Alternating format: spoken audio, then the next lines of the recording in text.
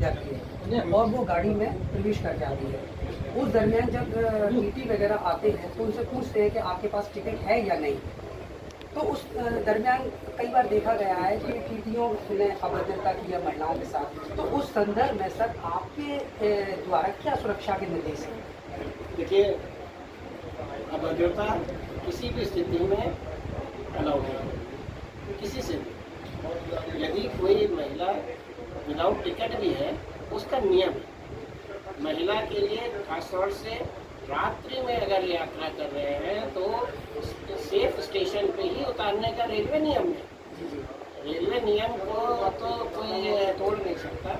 Railway में already special provisions हैं महिलाओं के इस कंडीशंस के लिए। और ऐसी कोई आजकल रेल मदद तो इतना पॉपुलर हो गया है कि कोई भी कंप्लेंट करता है तुरंत पहुंचते हैं। तो महिलाओं के साथ इस प्रकार से कोई अभद्र व्यवहार कर ही नहीं सकता। लेकिन सर आपके द्वारा देखा जाता है, सराहनीय कार्य तो पुलिस के द्वारा देखा जाता है, किसी भी महिलाओं को अगर कोई दिक्कत है तो आप तत्काल वहाँ पहुँचते हैं। लेकिन कुछ टीटी ऐसे लोग होते हैं जो तुरंत उनको महिलाओं को निकाल देते हैं। अगर आप जैसे लोग ना हो तो महिलाओं के लिए और ज़्यादा जाती हो सकती है। नहीं, ऐसा देखिए, हम ये क्लेम नहीं करना चाहेंगे। टीटीज कमर्शियल स्टाफ भी बहुत अच्छा कार्य करते हैं। हर जगह कुछ एक दो लोग गलत कर सकते हैं, लेकिन उससे जनरलाइज नहीं किया जा सकता। और यदि कहीं पर कोई गलत कर रहा है तो कमर्शियल डिपार्टमेंट भी बहुत सीरियस एक्शन लेता है। रेलवे में एक चीज़ ध्यान रखिए, जितना एक्शन लेते हैं कोई चीज़ को दबाने का प्रयास नहीं होता। जो गलत है उस पर एक्शन लिया जाता है। तो आप निश्चिंत रहें। और महिलाओं को हम लोग का मतलब बड़ा रेलवे का ही फोकस है, आरपीएफ की बात नहीं, रेलवे का ही फोकस है कि महिलाओं की यात्रा अच्छे से हो, सुखद हो और किसी प्रकार का अभद्रता ना हो। बहुत बहुत धन्यवाद, शुक्रिया, थैंक यू सो मच। निरीक्षण अभी हमने आरंभ किया है। सबसे पहले तो जो स्टाफ के साथ संवाद होता है, सुरक्षा सम्मेलन जिसको, वो अभी किया हमने। इस समय रेल के तरफ से और आरपीएफ की तरफ से जो बहुत फोकस में हम लोग ला रहे हैं, वो रेल मदद में जो पैसेंजर्स द्वारा कंप्लेंट की गई है, इन जनरल जो कंप्लेंट्स आती रहती हैं उन पर बहुत फोकस है। और उस कंटेक्स्ट में जैसे जनरल कुछ अनऑथराइज पैसेंजर्स दूसरे कोचेज़ में आ जाते हैं, उस पर विचार किया गया कि कैसे उसको रोका जाए।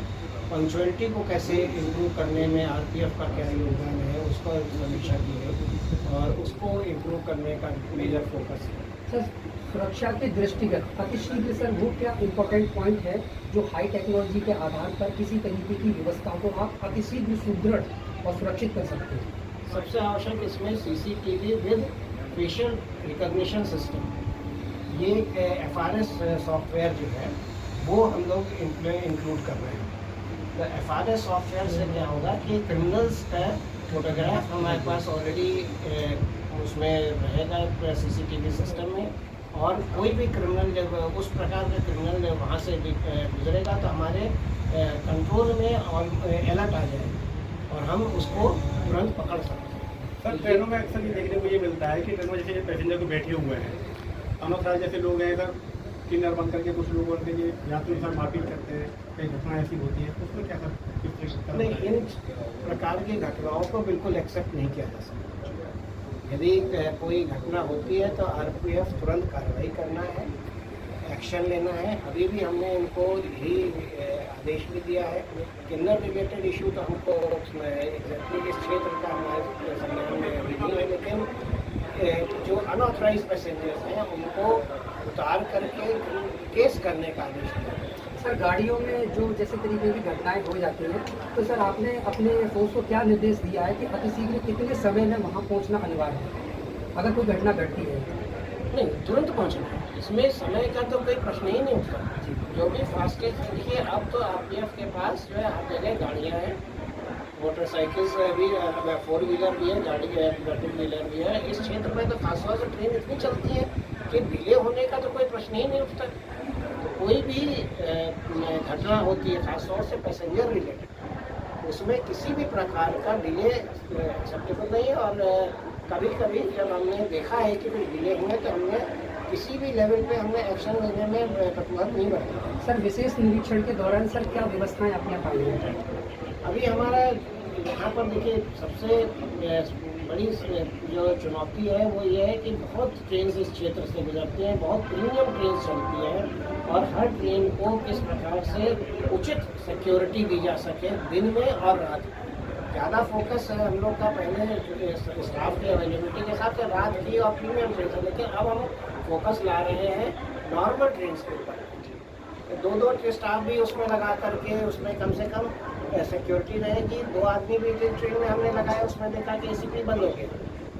2 आदमी रहने से भी जो है इसमें चोरी में भी कमी आई। सर जनरल बोगियों में ज़्यादातर ये मामले होते हैं, लेकिन आप ये वहाँ नहीं पूछते जनरल बोगियों में?